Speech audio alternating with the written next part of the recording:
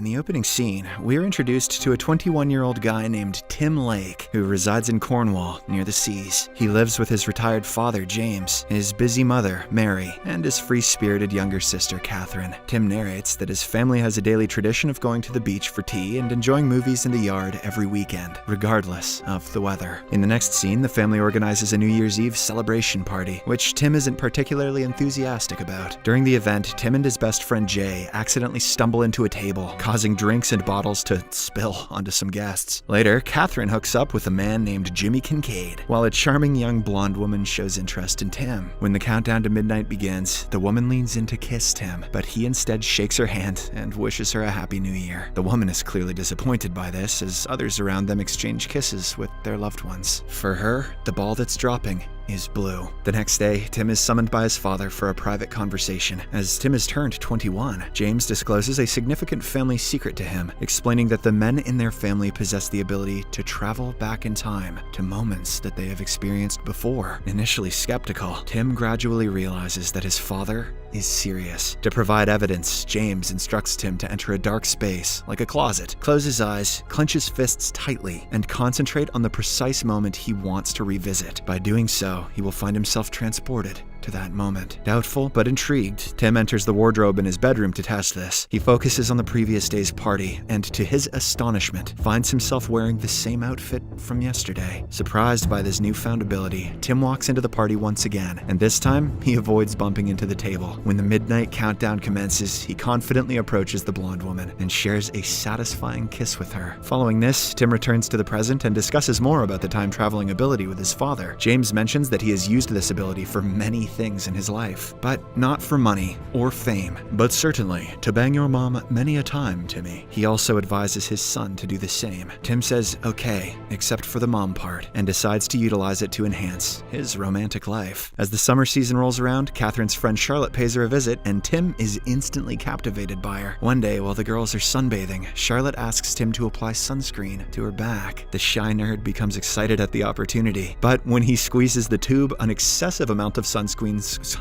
squirts onto Charlotte's back, causing an awkward moment. Feeling embarrassed, Tim hurriedly retreats to the house and enters a closet, traveling back in time to that exact moment. This time, he approaches the task with more caution and gently applies sunscreen to Charlotte's back. If that sunscreen tube wasn't a euphemism, I don't know what is in this life. On the final day of Charlotte's visit, Tim gathers the courage to go to her room and confess his feelings. Unfortunately, she informs him that he shouldn't have waited until her last night, and that he should have expressed himself earlier. This prompts Tim to travel back in time again, to disclose his feelings to Charlotte in the middle of her stay. However, she once again brushes him aside, saying he should wait till her last day. In reality, she is just trying to ignore him. Heartbroken, Tim eventually realizes that regardless of how many times he travels back in time, he cannot change someone's decision or feelings. After the summer vacation, Tim moves to London in order to pursue a career as a lawyer. He resides with Harry, an acquaintance of his father's who is a bitter and cynical playwright. Tim begins working at a law firm and befriends a young man named Rory, while also searching for a girlfriend. Unfortunately, luck doesn't favor Tim, and 6 months pass without any romantic prospects in his life. One evening, Tim and Jay visit a restaurant called Dans Le Noir, where they are paired up with blind dates in a dark room. During this unique experience, they meet two girls, Mary and Joanna. Tim spends the evening engaging in conversation with Mary, while Jay interacts with Joanna. Tim and Mary flirt in the darkness, and their conversation indicates that they're enjoying each other's company. Later, when they meet outside, Tim is captivated by Mary's beauty, even though she doesn't perceive herself as particularly attractive. Consequently, he manages to obtain her phone number before parting ways. Following this, Tim happily returns home, only to learn that Harry's new play went horribly wrong. It turns out the lead actor forgot his lines. Determined to help him, Tim travels back in time and attends Harry's ongoing play. When the actor struggles with his lines, Tim discreetly holds up cue cards from backstage, helping the actor to deliver his lines perfectly. As a result, the play goes smoothly and eventually becomes a success. However, this action also leads to a big problem. When Tim attempts to contact Mary, he realizes that his time travel has erased the evening he spent with her. In a desperate attempt to gather information about Mary, he rushes to the Dans Le Noir restaurant, but his efforts prove fruitless. The next morning, Harry comes across a glowing review of his play in the newspaper. Coincidentally, Tim notices an advertisement featuring Kate Moss, triggering his memory of Mary's fascination with the famous celebrity. In light of this, Tim decides to visit an ongoing Kate Moss exhibition, hoping to find Mary there. After a week, she finally appears, and Tim seizes the opportunity to approach her. They reintroduce themselves and begin to reconnect, but Tim discovers that Mary now has a boyfriend. Consumed by jealousy, he starts probing for details about how they met, which turned out to be a party hosted by Joanna. Once Tim gets all the information he needs, he travels back in time to alter the course of events. In the next scene, he shows up at the party quite early and before the potential boyfriend arrives. He then approaches Mary, who is sitting near the window, and initiates a conversation. Although things go awkwardly for the first few moments, Tim manages to persuade her to leave the party and have dinner together, preventing her from meeting the new guy. Dude got cucked by Doctor Who and doesn't even know it. During their first date, Tim brings up the topic of Kate Moss, and as the conversation unfolds, he learns that Mary works for a book publisher. After an enjoyable dinner, Tim walks Mary home, and upon arrival, she invites him inside, where they start making out. Being their first time, it doesn't go smoothly. So, Tim remembers the sunscreen tube and decides to travel back in time to relive the experience, which turns out to be more satisfying. From that day onward, their relationship begins to blossom, and Tim eventually moves in with Mary. One fine day, Mary surprises Tim by informing him at the last minute that her parents are coming to visit from America. She emphasizes that he must avoid mentioning any intimate details about their relationship, as their parents are a bit conservative. But later, Tim foolishly blurts it all out, leading to an embarrassing situation. Feeling ashamed, Tim retreats to a nearby closet and travels back in time to rectify his mistake. After this alteration, the two share a meal with her parents, during which Mary admits her love for Tim. A few days later, Tim attends a play at a theater where he notices Charlotte with her friend in the audience. After the play concludes, Tim approaches them to say hello. As the two talk, Charlotte reveals that she regrets rejecting his proposal earlier. She now wants to know him better, so she invites him for dinner. Tim happily accepts, but once they're done eating, Charlotte unexpectedly invites him to her place. Tim realizes that she wants to have coitus with him, so he politely declines and leaves. This encounter prompts Tim to realize the depth of his love for Mary, so he rushes back home and proposes to her in bed. Delighted,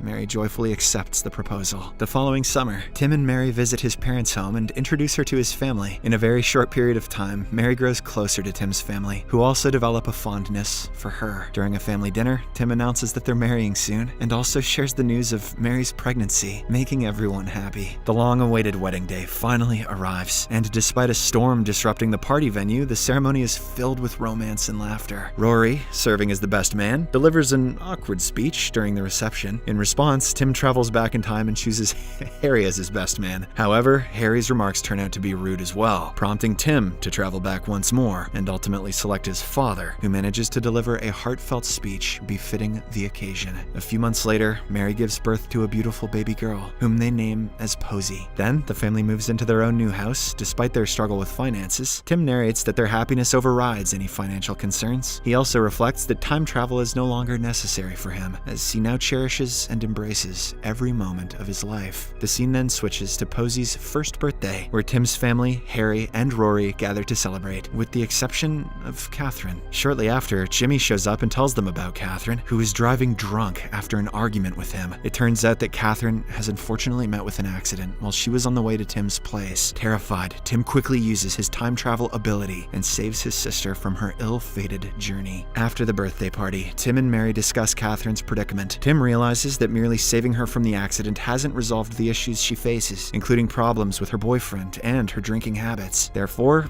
he decides to intervene in her life to prevent further troubles. Tim then reveals his time-traveling secret to Catherine and takes her to a closet, intending to go back to the New Year's Eve party where she first met Jimmy. This time, he prevents her from approaching Jimmy, and they later see him showing interest in another girl. This makes Catherine realize that Jimmy is just a playboy, so she confronts him and punches him in the face. Poor Jimmy, who has no idea who the girl is, simply stares in disbelief. Following this, the siblings return to the present, where the entire situation has been modified, and Catherine now develops feelings for Jay. Her relationship with Jay proves to be much healthier compared to her previous one with Jimmy. Tim is relieved by this outcome and returns home. However, upon arrival, he shockingly discovers that Posey has never been born, and instead, he has a son. Concerned, Tim promptly travels back in time to the day of his child's birth to seek guidance from his father. James explains that they cannot alter events that transpired before their children's conception, ensuring that the exact child will still be conceived. This means that if Tim wishes to preserve Posey's existence, he cannot change anything that occurred prior to her birth. Therefore,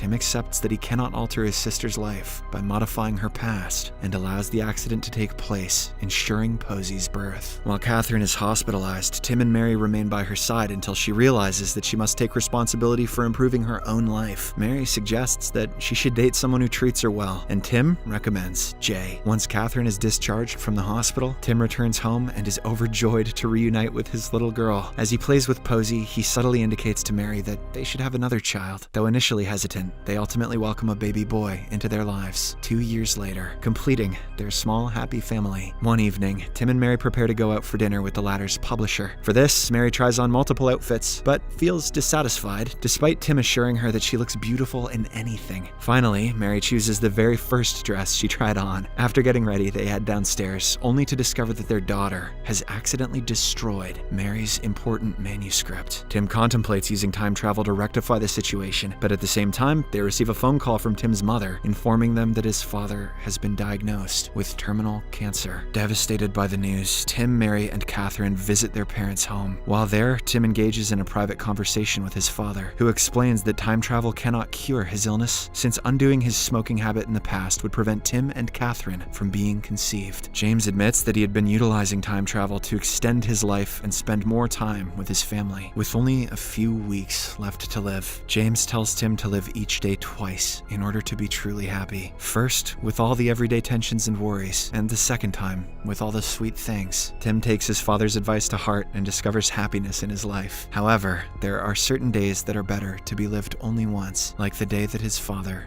passes away. On the funeral day, as everyone prepares to say their final goodbyes, Tim, unwilling to bid farewell, travels back in time to spend a moment with his father. This provides him with a small measure of comfort, as he realizes he can always travel to the past whenever he misses his father. Several days after the funeral, Mary expresses her desire to have a third child. Tim initially hesitates because that would mean that he could no longer visit his late father. However, after thoughtful consideration, he realizes that his ultimate source of happiness lies in being a loving father himself with the woman that he loves. With this, he agrees to Mary's wish. As 9 months pass, Mary's due date approaches. Before the momentous occasion, Tim pays a final visit to his father and mentions that he won't be able to visit him anymore. In their final meeting, the father and son travel back in time to relive a cherished memory from Tim's early childhood, ensuring that they don't alter any experiences to preserve the integrity of the present. That was incredibly risky. Back to the present, Mary gives birth to a baby girl, and Tim gradually comes to terms with the loss of his father. Elsewhere, Catherine is shown with her own baby, having started a family with Jay. The movie concludes as Tim embraces his ordinary yet contented life, realizing the importance of living each day only once. From that point onward, he decides to stop using time travel,